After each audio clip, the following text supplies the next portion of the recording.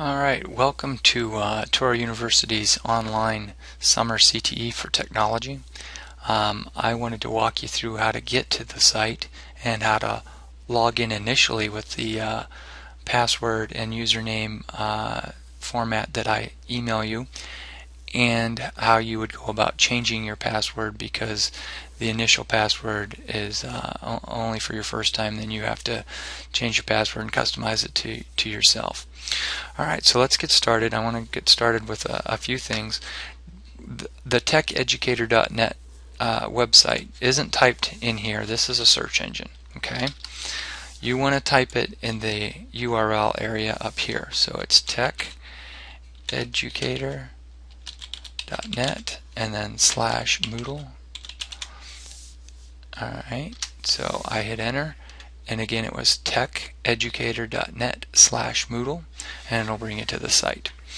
Now here you'll see, by the time you actually launches the course, you may actually see a little more here. It just depends on what courses we have running at the time. But your course is Microsoft Office Summer 2011, and it's Don Carlin as the instructor. Okay, you can click right here on the link for Microsoft Office Summer 2011, and you will get the place to put in your username and password. And I have set up a fake account to demo this. So the username combination is all lowercase letters, and it is your last name and your first name, first initial. So in my case, I'm going to use the test account that I have, and the first initial M.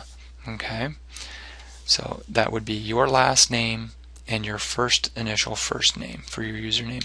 The password is very similar to that, the initial password, except it is a capital T, which you can't see because it's got the dots instead of the actual letters, but that's a capital T, E-S-T. Okay, now that's capital T, lowercase E-S-T, and then M, which is also lowercase, and then I'm going to put dot 2011, and then I'll click login.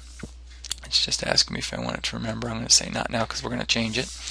And you'll get this screen, and this is letting you know you need to change your password. Okay, and here it also tells you, for my username, the password must have at least 8 characters, 1 digit, 1 lowercase, and at least 1 uppercase letter, and 1 non-alphanumeric character. Now, that's why you had the funky password that I or the funky password format that I initially sent you.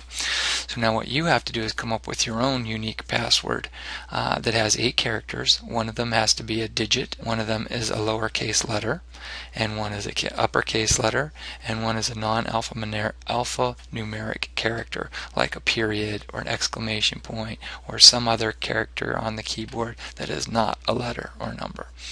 Okay, so now I got to put in my current password. That was the initial one that I sent you, so capital T-E-S-T in my case, lowercase m dot 2011. Okay, and now the new password, which I want to make up, and